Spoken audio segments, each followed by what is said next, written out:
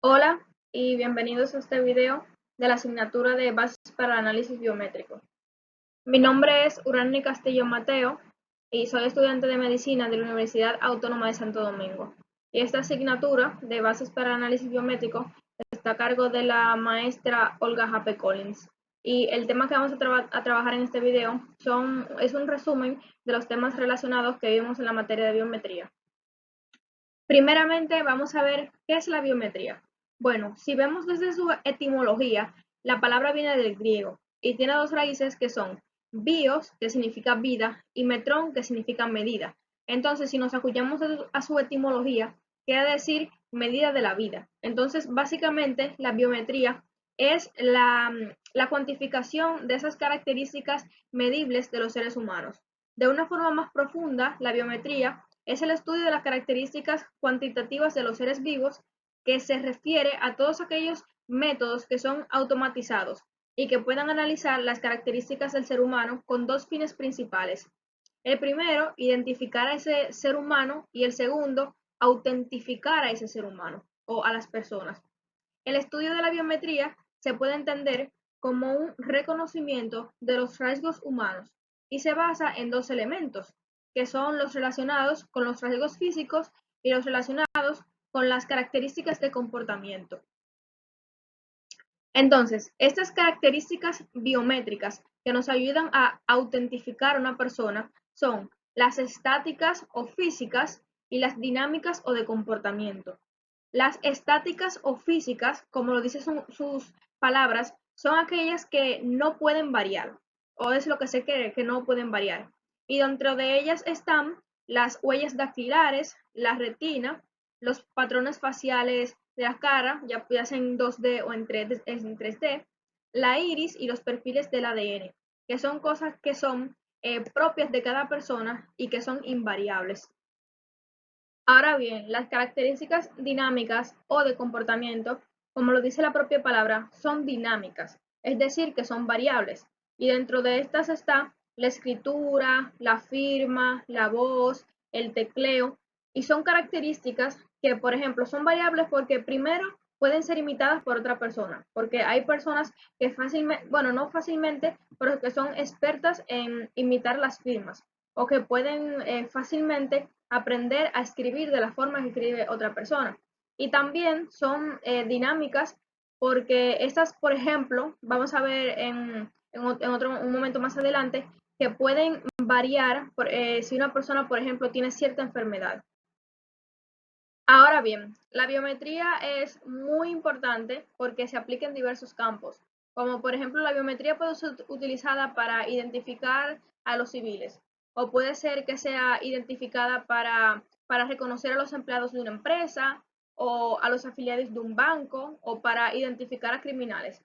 Pero aquí en el área de la salud, que es lo que nos compete, la biometría puede ser utilizada para identificar los individuos y registrar su historial clínico, o también puede ser utilizada para identificar cuantitativamente el estado de salud de las personas.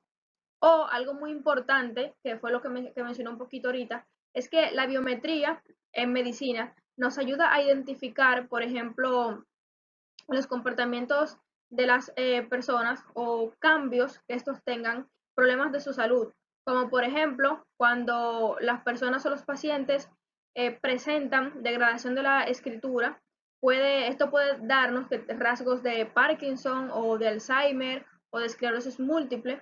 Otro ejemplo sería cuando tienen dificultad para hablar, parálisis, dolores de cabeza. Esto puede determinar que tenga un ACV. Es por esto que estos rasgos biométricos son tan importantes en medicina, y es por esto que la biometría es importante en medicina y también en otras áreas. En el ámbito de la salud se realizan muchas investigaciones, ya sea para prevenir o curar enfermedades. Y estas investigaciones deben ser llevadas a cabo de forma objetiva y verificables. Por ello, es fundamental seguir un marco de referencia adecuado, y en este contexto es donde hablamos de la estadística, la cual no es más que el desarrollo y la aplicación de métodos eficientes para la recolección, elaboración, presentación, análisis e interpretación de los datos. En el campo de la salud, trabajamos con cifras, ya sea de mortalidad, natalidad, número de enfermos, número de contagiados, entre otros. lo que nos permite evaluar la situación de la población y tomar decisiones informadas que mejoren la atención sanitaria. En salud, la estadística también permite interpretar pruebas de laboratorio y mediciones clínicas, teniendo en cuenta las variaciones fisiológicas y las diferencias del observador y los instrumentos.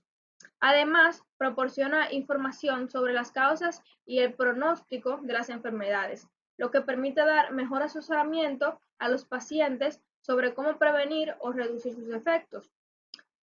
También, por otro lado, ayuda a identificar problemas de salud para aplicar los recursos disponibles en su solución. Entonces, hay un método estadístico que se sigue para las investigaciones en salud. Y seguimos un método porque, como ya mencioné, la recolección de datos debe de ser verificable y objetiva. Por eso hay que seguir una serie de pasos. Esto es lo que se conoce como el método estadístico, el cual consta con las mayorías de los autores, ustedes van a ver que dice 5 pasos, pero vamos a decir que son 6 porque primero que todo siempre debe estar la planificación. Entonces el segundo paso es la recolección, le sigue el tercero que es el recuento, luego va la presentación, la síntesis y por último el análisis. Antes de pasar a ver detalladamente las etapas del método estadístico, vamos a ver las operaciones matemáticas básicas del método, que son operaciones que nos ayudan a nosotros a comparar diferentes elementos y que son útiles porque nos ayudan a tomar decisiones informadas en salud, porque por ejemplo nos ayudan a calcular la mortalidad, la natalidad, la tasa de médicos por paciente, entre muchas otras cosas. Estas operaciones son la proporción, la tasa, la razón y los ODDS. La proporción es una relación entre dos partes donde el numerador está contenido en el denominador. La tasa es similar a la proporción, sería el mismo concepto, con la diferencia de que aquí se integraría el tiempo. Es el cálculo de esa misma relación, pero en un periodo determinado. La razón en este es un cociente en el que el numerador no forma parte del denominador. Y las ODDS básicamente es como la razón, pero cuando se calcula teniendo en cuenta la probabilidad de que un evento ocurra y la probabilidad de que este mismo evento no ocurra. Bueno, ahora vamos a ver unos ejemplos. Primero con la proporción. De 500 pacientes atendidos, 100 son diabéticos. ¿Qué proporción representa los pacientes diabéticos? Para saber esto, lo que hacemos es que dividimos los 100 pacientes diabéticos entre los 500 pacientes atendidos. Esto nos da el resultado de 0,002, pero la proporción siempre, por lo regular, se expresa en porcentaje. Es por ello que este resultado debemos de multiplicarlo por 100 y el resultado que nos da es el 20%, lo que quiere decir que de esos 500 pacientes atendidos, el 20% que representa 100 son pacientes diabéticos. Luego, el segundo ejemplo, que es de la tasa, dice, en una ciudad de 100.000 habitantes se reportan 500 casos de COVID-19 en un mes. Calcule la tasa de incidencia por 10.000 habitantes.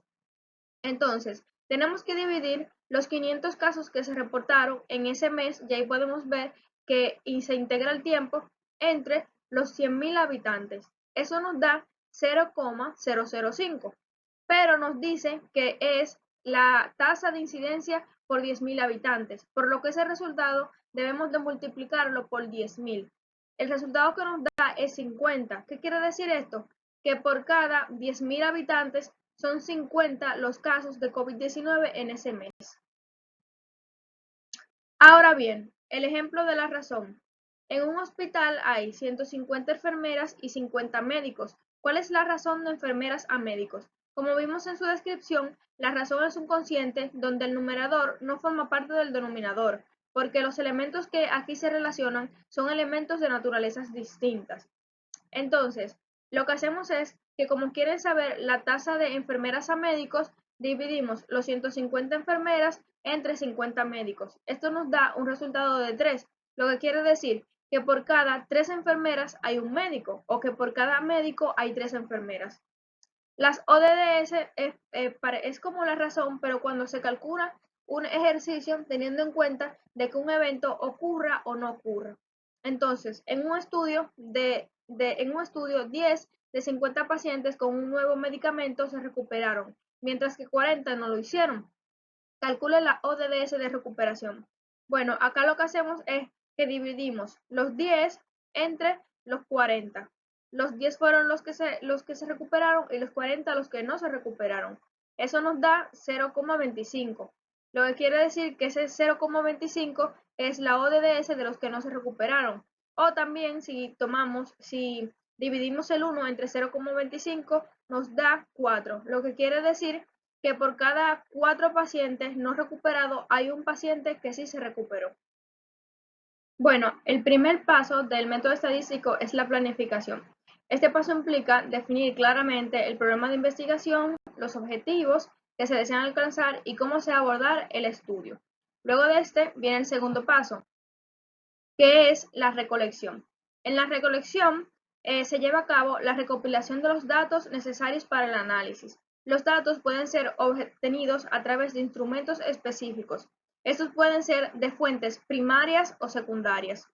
De fuentes primarias quiere decir que los datos se obtienen directamente de la población que se va a estudiar, mientras que la secundaria quiere decir que los datos se obtienen de otras investigaciones previamente hechas.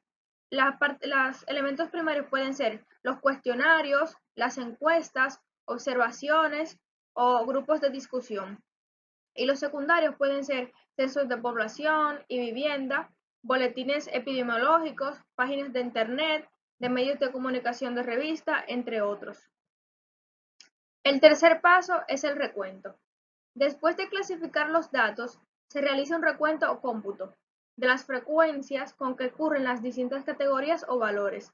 Esto implica contar cuántas veces se repiten ciertos eventos, características o variables dentro de las categorías definidas. Es decir, que luego que ya nosotros planificamos y sabemos lo que vamos a hacer en esta investigación y ya recopilamos los datos, nosotros debemos de pasar a hacer el recuento o cómputos de esos datos para que estén más organizados y para que luego sea más fácil su entendimiento. El cuarto paso es la presentación. Este paso se organiza la información de manera clara y comprensible. La presentación puede incluir tablas, gráficos y otros formatos visuales que permitan entender rápidamente los patrones y relaciones de los datos recolectados, porque lo que se quiere es que luego de que la información es recopilada, la presentación de esta lo que ayuda es que a esta información sea mejor o sea más visualmente comprensible de mejor manera. Y es por esto que se requiere estas presentaciones que, dependiendo de si los datos son cualitativos o cuantitativos, se pueden utilizar diferentes métodos para presentarlo. Por ejemplo, si los datos son cualitativos, lo que quiere decir que son cualidades que no son cuantificables, no se pueden contar, no son números, se pueden utilizar diagramas de pastel, diagramas de barra, entre los que pueden ver ahí. Y si son datos cuantitativos, que sí se pueden contar, que hablamos de números, de cantidades, se pueden representar por medio de histogramas, de polígonos de frecuencia, de ojiva porcentuales, entre otros. Entonces, como ya mencioné unos ejemplos de cómo pueden ser las presentaciones, están estos que pueden ver aquí, que están las tablas y está esta gráfica. Por ejemplo, aquí vemos unas personitas que están representados por hombres y mujeres. Entonces, tal vez ver esa información es un poco confusa, pero si nosotros la colocamos acá en la tabla que se puede ver, ahí vemos que ya tenemos la variable género y tenemos la frecuencia. Entonces acá ponemos hombres y mujeres y ponemos la cantidad. Y de esa forma es más comprensible que esa información se pueda leer de mejor manera. Y esa misma información también se puede representar mediante gráficas, como la gráfica que podemos ver acá, donde se pueden ver también la variable hombre y mujer. Como también se pueden representar gráficos de pastel. Otro ejemplo son las tablas de frecuencia, que las tablas de frecuencia, básicamente, como lo dice la palabra frecuencia, lo que hace es que recopilan el número de veces que ciertos datos se repiten. Por ejemplo, Acá tenemos una tabla de unas horas de entrada a trabajo, digamos. Y acá está organizada, pero lo mejor es que cuando vamos a tabular la frecuencia, los números estén organizados de menor a mayor. Y luego, para las tablas de frecuencia, tenemos la clase, que son las horas, y tenemos diferentes frecuencias, que son la frecuencia absoluta, la frecuencia relativa y la frecuencia porcentual. La frecuencia absoluta básicamente es el número de veces que ese número se repite. En este caso, en el número de veces que la hora 7, acá, 7 se repite, es 3 veces. La frecuencia relativa es básicamente la frecuencia de ese número en relación al total de frecuencia absoluta. Es decir, la frecuencia relativa del 3 es el 3 dividido entre el total, que es 20, y eso es lo que nos da 0.5. Esa vendría siendo la frecuencia relativa.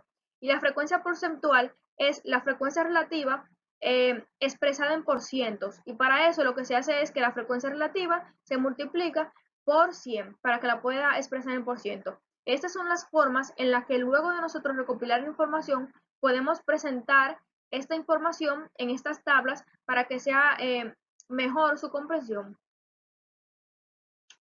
Luego, el quinto paso de este método es la síntesis. La síntesis implica resumir los datos presentados, destacando las conclusiones más importantes y los patrones observados. Se trata de una condensación de la información para obtener una visión más clara del conjunto de los datos. Aquí se aplican técnicas estadísticas como la media, la mediana, la moda, rangos, las medidas de resumen de posición como los percentiles, cuartiles y deciles.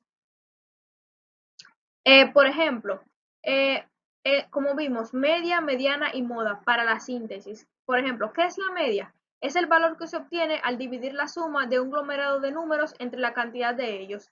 La mediana es el valor que se encuentra a la mitad de otros valores y la moda es el número que más se repite en un conjunto. Entonces, si nosotros, por ejemplo, estamos recaudando las edades de los niños que tienen obesidad en mi comunidad y vemos que las edades van desde 5, 3, 2, 4, 6 y 7, si nosotros queremos resumir esa información que ya recopilamos, podemos acudir a la media, que no es más que la suma de esos números dividido entre la cantidad de ese número. Entonces, por ejemplo, aquí tenemos el 5, 3, 2, 4, 6, 7. Y acá tenemos un total de 6 números. ¿Qué hacemos si queremos saber la media? Sumamos esos números que nos dan 27 y lo dividimos por la cantidad que es 6, que lo que sería a 4.5, lo que nos dice que la media de esos valores es 4.5. Y la mediana es el valor que se encuentra en el medio. Entonces, de estos números que tenemos acá, 2, 3, 4, 5 y 6, el número que divide a este grupo en dos conjuntos iguales es el 4, que a la derecha quedan dos números y a la izquierda quedan dos números. Y la moda viene siendo el número que más se repite. En esta cantidad de números que podemos ver aquí, vemos que el número que más se repite es el 7. Otra medida de resumen son los percentiles, cuartiles y deciles, los cuales nos permiten dividir un conjunto de datos en partes iguales o en intervalos específicos para facilitar su análisis. En este ejemplo de acá a la derecha tenemos a un cuartil. Los cuartiles dividen a un conjunto de grupos, a un grupo, lo dividen en 4 partes iguales, por lo que tienen 3 líneas de forma vertical. El cuartil 1 representa el 25%, el cuartil 2 representa el 50% y el cuartil 3 representa el 75%. Si acá tendríamos un conjunto de números y el número que estaría en el cuartil 1 nos deja decir que los números por debajo de este representan, conjunto con este, representan el 25%. Tenemos que decir que aquí en los cuartiles el Q2 es igual a la mediana. Y así sucesivamente los percentiles y los deciles pues son iguales pero en sus cantidades, puesto que los deciles dividen al conjunto en 10 partes iguales y los percentiles dividen al conjunto en 100 partes iguales. Ya el último paso de este método estadístico es el análisis. El análisis se realiza un examen profundo de los datos sintetizados, buscando relaciones, tendencias o diferencias significativas. Incluyen técnicas como la prueba de hipótesis, la estimación de intervalos de confianza y el análisis de regresión. Este método es muy utilizado y es súper importante puesto que para cualquier investigación en salud es el que se utiliza, porque se necesita seguir unas secuencias de pasos que nos digan que la investigación es objetiva y que es relevante y que es causable para que las personas puedan obtener información confiable de esta. Muchas gracias, espero que les haya gustado el video y que haya sido de provecho. Y como dice la maestra Olga J. P. Collins, construyan su conocimiento.